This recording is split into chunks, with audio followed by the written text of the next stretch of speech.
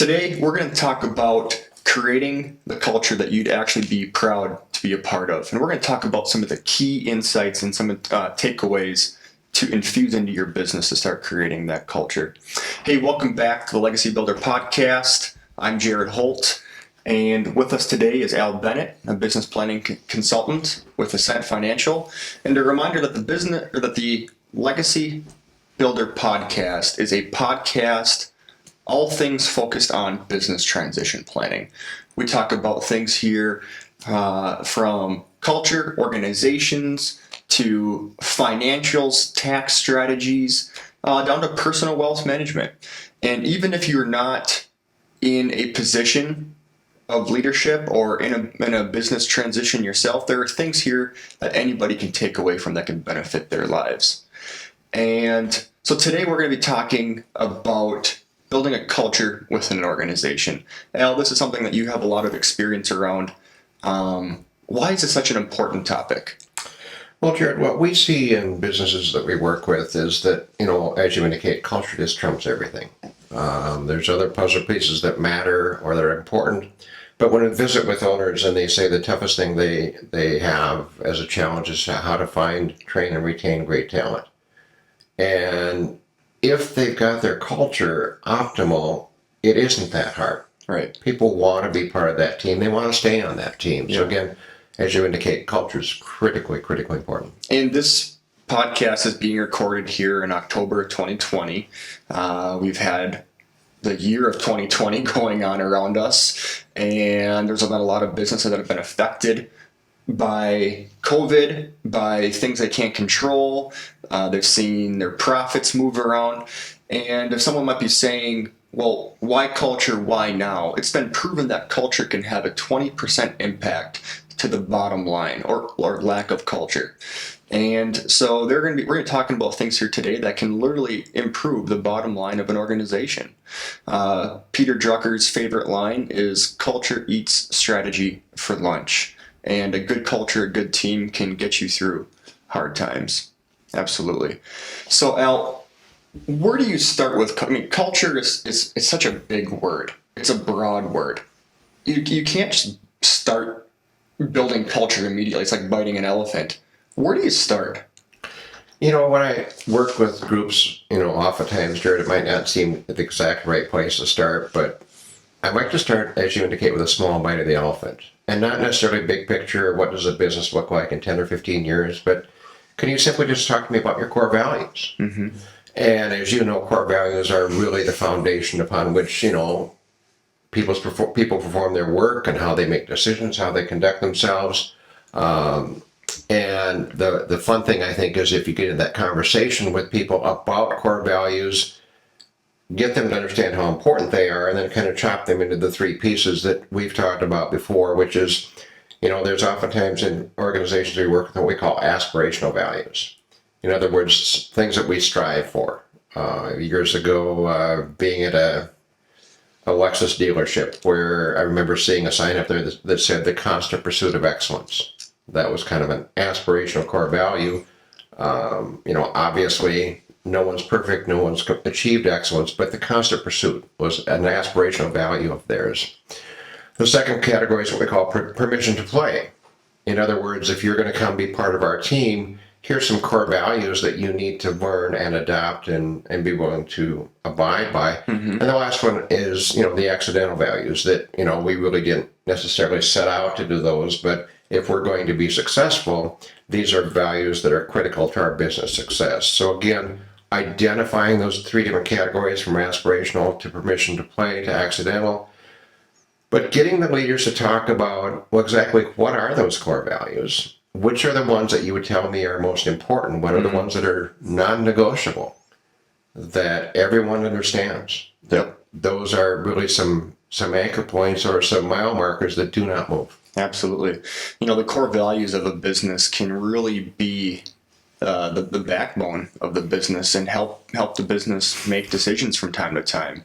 Can give a kind of a sense of direction and what they stand for. An example of a business I know that we've worked with for many years now. They got lost a couple years ago, and they called us down there for a meeting with them, and And this is a business that they went through. They created a mission statement, vision statement. They had their core values in place, very successful, but they forgot what they were. And they were in a dilemma. Their culture was eroding. They were having lack of trust set in, and it was over because they didn't remember the core values. They had an employee who they weren't sure if they should fire or not because he did something that he shouldn't have done. They had some business relationships that they couldn't trust anymore, and they didn't know what they should be doing. Well, we sat down with them. I remember reviewing their core values, and they knew within 20 minutes what they should be doing. They should fire that employee. They should exit that business relationship if they can't trust that other individual and that business. Little things like that can help you make better decisions over time. And I think, Jared, when you talk about businesses we work with, and not only, first of all, identifying your core values, but then realizing that they are non-negotiable.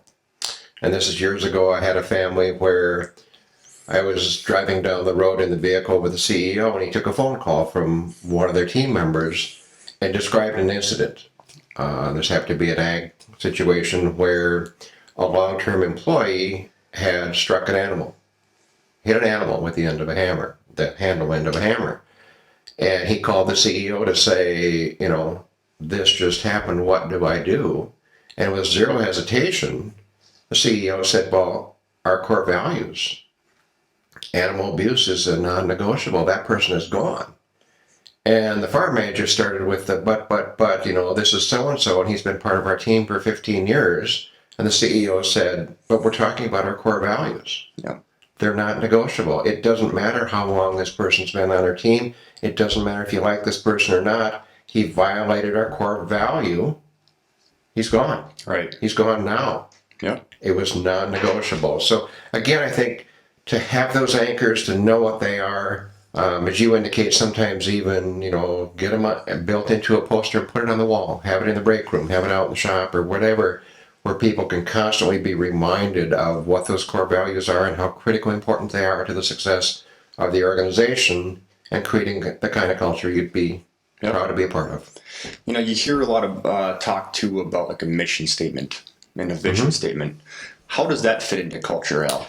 Well, if you think about, and let me back up to vision, and not so much constrained even to a vision statement, although we'll get to that, but just the idea of having a vision. And we're in the world of, creating opportunities for the next generation. So if I have a potential successor express interest in a business or wanting to come back to the family business, well, I really can't get a hook in them without some sort of clear vision. In other words, if I ask the question, what does this business look like 10 years from now or 15 years from now? If I'm the leader, if I'm the CEO, I better have a vision, and I better be able to describe that vividly enough so a successor can understand the opportunity. Right. Otherwise, it's grossly unfair to them to say, do you want to come be a part of this business? And you don't know what you're going to do next year, let alone 10 years from now, or worse yet, if you're getting close to retirement, you're going to back away and they're going to be in charge, or they're going to lead the business to the next level of what? Right. If there is no vision or plan, what enterprises are we going to be in, or what's our market look like? You need to be able to describe that in some sense of, again, a vision. Absolutely. Yeah, I mean, the team members, the employees, they need that. They want to know where they're going. If you hear about why an employee leaves an organization, oftentimes it's not always about money. They want a sense of purpose. They want to know they're making a change, especially in today's climate. And that is very important to keep people, to retain people, and to build solidarity in an organization. And as you mentioned the word purpose, you really kind of are getting down to the mission. Mm-hmm. And I know that people get caught up in the sense of a mission statement. There's got to be some, articulation of words that create a mission or a purpose that inspires people, which ideally, yes. But again, if I'm that potential successor, I want to know, what is my purpose here? What's the purpose of this business? Why does it exist? What services do we provide? What value do we bring to the community? If you can't get that described some way, somehow, how is it you're inspiring people to be a part of what you're doing. Absolutely. Absolutely. I think of our own organization now with our mission statement, which is assuring the legacy thrives for generations. You know, that's in everything that we do. That helps make our decisions. That helps us figure out where we should place our capital resources and what we should be doing tomorrow. I couldn't imagine being an organization and not knowing what you stand for or why you're doing what you're doing. It certainly is a driver and can help you through hard times. Yeah, absolutely. So we've talked, Jared, about some big rocks of, vision, mission, core values, those type of things that we always take our groups through. But getting down to kind of some layers that exist below that, where you do get enough of the foundation built, and then you have a successor that arrives on scene. And they're saying, all right, when it comes to my role here or my responsibilities, where do I fit in? And not unusual for a successor to be in that first week, that first month on the job, and I'll have the chance to interact with them. And if I say to them, well, who's your boss? Who do you report to? And they might have been led to believe that, well, I'm responsible to the farm manager, or I'm responsible, to this division leader, or whatever, which might have been their introduction or their orientation. But then to find out 2 weeks in that mistakenly dad swoops in the middle of the day, does what we call the role of a boomerang manager, where you give someone some authority and then you kind of swoop in like a boomerang and take it back away because they didn't decide what you thought was right. And so we oftentimes work with the CEOs or the dads of our organization to be really, really explicit about the construction of an org chart. And it may seem too formal or too rigid or more than people need, but in reality, if I'm that successor, I need to see the org chart. I need to know where I fit. And not only from the perspective of current state or today, but I also, going back to vision, I want some sense of what's the org chart look like in 10 and 15 years. If this business is bigger, if it's more complex, if we've had to add additional responsibilities or departments, I want to know potentially what could my job description look like in 10 years. Right. And if it's a job I'm not qualified for today, how could I then design some sort of professional development plan to become qualified to compete for that position? So how do you develop a good org chart then, Al? Because it might be easy to figure out who's doing what today, but a business, whether you're going through a transition today or not, a business is always in a state of evolution and change. How do you figure out what that org chart needs to look like in the future? One of the funnest exercises I did years ago, Jared, is a fairly decent-sized business I was working with, and I just went in there with a bunch of Post-it notes and a blank wall. And I said, I want you guys to build out your org chart.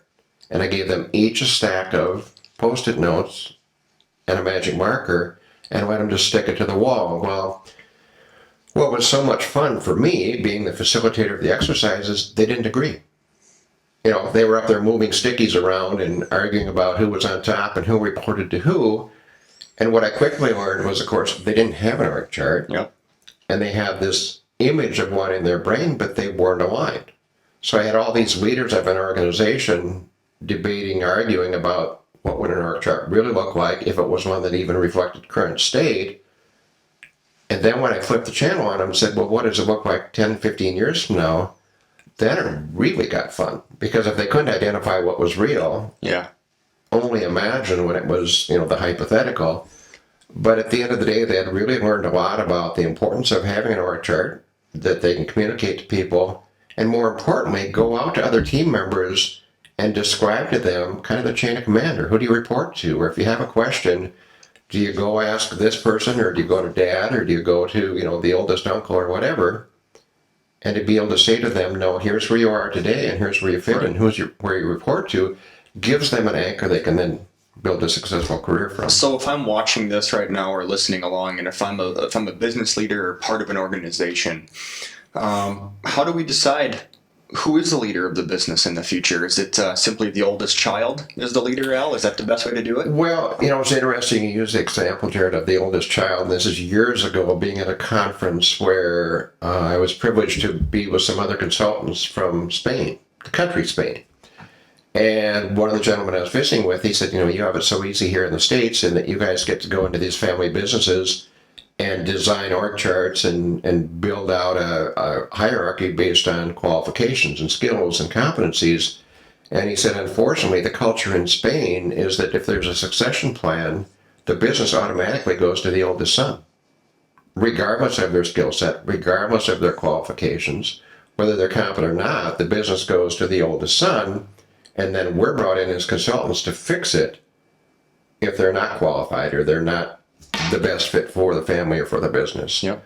So to answer your question, I prefer to have the conversation with businesses we work with, not about the people and not about, this is your favorite cousin or your favorite daughter or whatever, but rather talk to me about the competencies required for this position.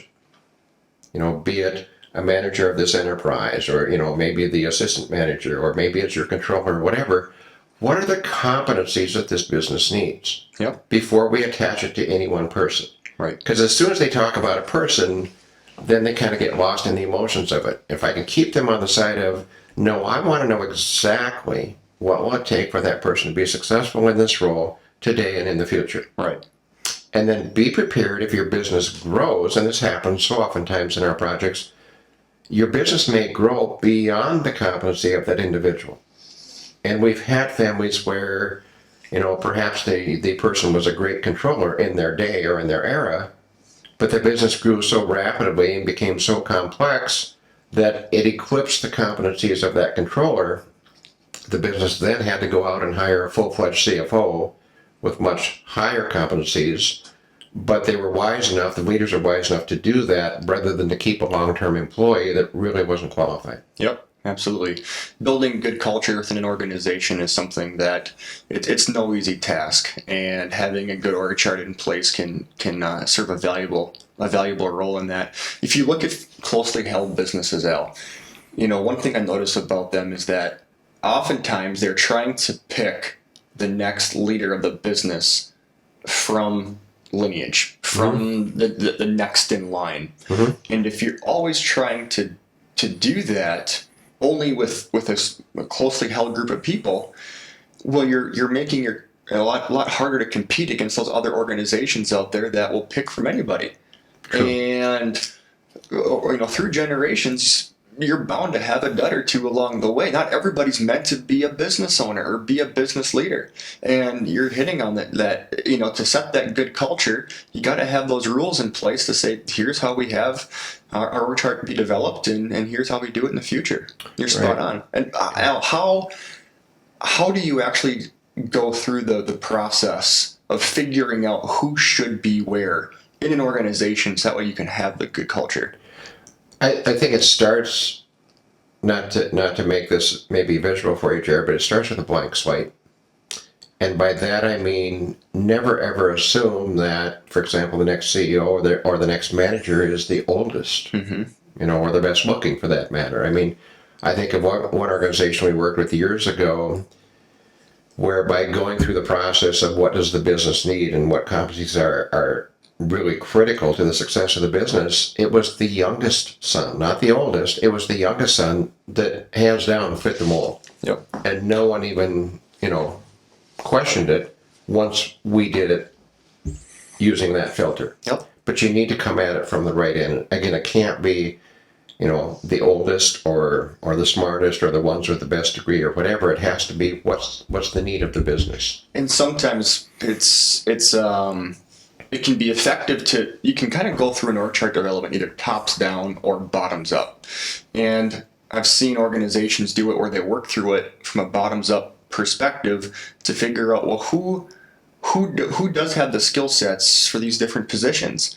Who's financially driven and minded like that? Who makes sense to be maybe in a CFO role, or who's better with production? Who likes to be outside? To figure out what people's skill sets are, what their attributes are, and then to put them in that role to succeed and excel, and not trying to force them into mold. Are there any tools or shortcuts that you know that could help with that? Well, what I would share, Jared, is that, for especially in family businesses, to be really respectful of the different phases of life that people go through. And that if you look at some of the sacrifices perhaps that a CEO or a dad might have had to had made years ago to build a business, where it might have been acceptable years ago to forego family functions or to miss holidays or whatever to build a business. When I think of the next generations we work with today, it's different today. There's expectations on some of these young successors that no, you will be at the grade school play at 2 o'clock in the afternoon that your kid is at, or you will take time off to go to the ball game or whatever, that some of those functions are far more critically important to families and to spouses than perhaps they were years and years ago. And the other thing is that young people today have so many options and so many opportunities to be involved in things that years ago perhaps that we weren't. Personal story, when I was young, growing up, it was not an option to go out for football in the fall because there was harvest. Yep. And that trumped any opportunities at school. Yep. We had work to do. We don't live in that era anymore. People have a lot more choices, so be respectful of that. Yep. If we can, Jared, I'm just looking at the time, we should move on and talk a little bit about, so you get your org chart built out and kind of have a sense of where people are. And if we stay in this theme of culture and being clear about roles and responsibilities, I think it's critical that we touch a little bit on authority. And by that, I mean, if I'm anywhere on that org chart, how do I know how much authority I have? And by that, I mean, so I see that, here's my box on the org chart. I've got a job description that describes that. I know what my role is, but I really don't know how much leash I have. In other words, do I have the authority to hire and fire? Do I have the authority to make a capital purchase? Can I go out and spend $10,000, or do I have to check with somebody else? How much authority do I have? And if I don't know that, or that's not been described to me, chances are pretty good I'll hit a tripwire someplace and get myself in trouble. Yep. So I think authority is something that you want to, as a business owner, really clarify for your people. And if you're listening to this or watching, for anybody that's out there, if you go to our website, ascentmn.com, a short little plug here, but is that there are some tools and assessments that are available for those to use if you want to get a head start. You developed what's called the Authority Matrix some time back that can play a valuable role to help people understand who is doing what in the future, and who they might report to, or who might report to them. To link all that together is a very, very valuable exercise. Yeah. So we've touched on some things, Jared, that, again, where's my place in this organization? How much authority do I have? I think it's critically important, no matter who it is on your team or any box on the org chart, that there's the opportunity to provide them feedback. Mm-hmm. And that it's a two-way street. And by that, I mean that if I'm one of your team members, I would expect to have some sort of sit-down performance review with my team leader, or the ability for me to get my questions answered. I would really want to know that if I was stuck someplace or needed additional training or had something I needed help with, I had a place to go to get that. But I also want somebody to know, to be able to share to me, am I doing what you expect me to do around here? Am I bringing all the bells? Am I maybe off track someplace? And how do I get that feedback? And I think that feedback has to flow all the way to the top of the org chart. Yep. And I don't care if it's the owner, the CEO, whatever. The times I've said to a CEO, what kind of feedback do you get on your performance? And it's kind of like, well, I'm at the top. No one tells me anything. I'm the boss. And it's like, well, how do you know how you're doing? Yeah.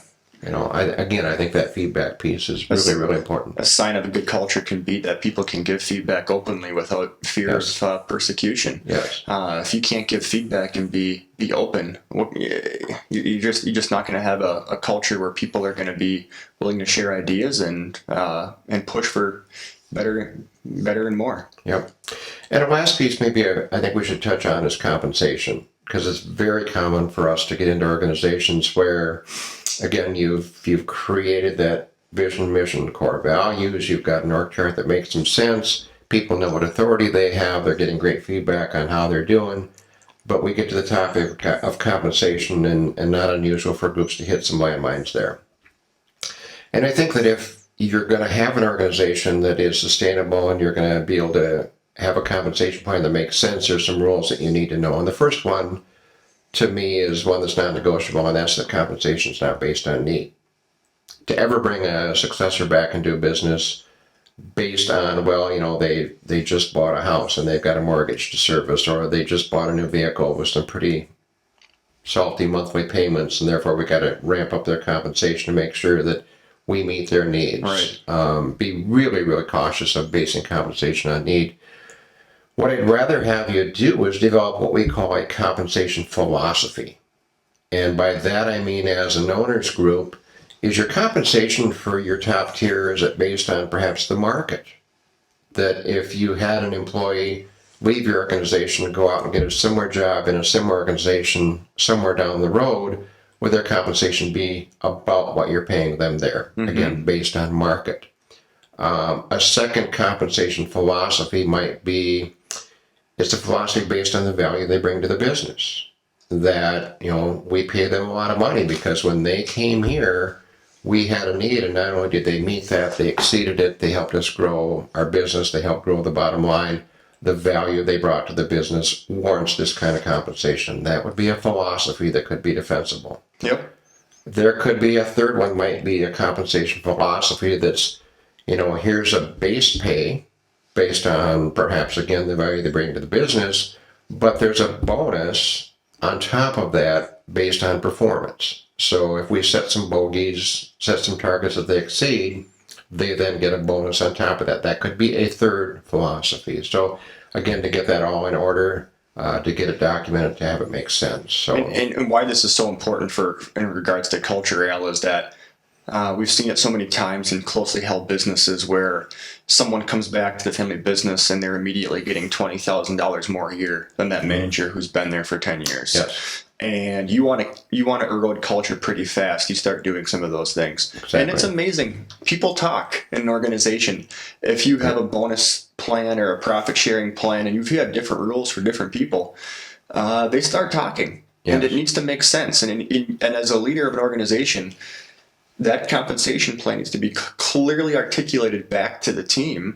Otherwise, you're going to create confusion. And there goes your culture. Yeah, exactly. Al, this is such a broad topic. We might need to have a part 2 to this. Sure. We could be talking about communication, trust, transparency. There's a handful of topics here that we could keep going down the road about. So thank you so much for today and talking about culture. And if anybody wants anything more about the Legacy Builder podcast or for any of the tools talked about, visit ascentmn.com. Thank you.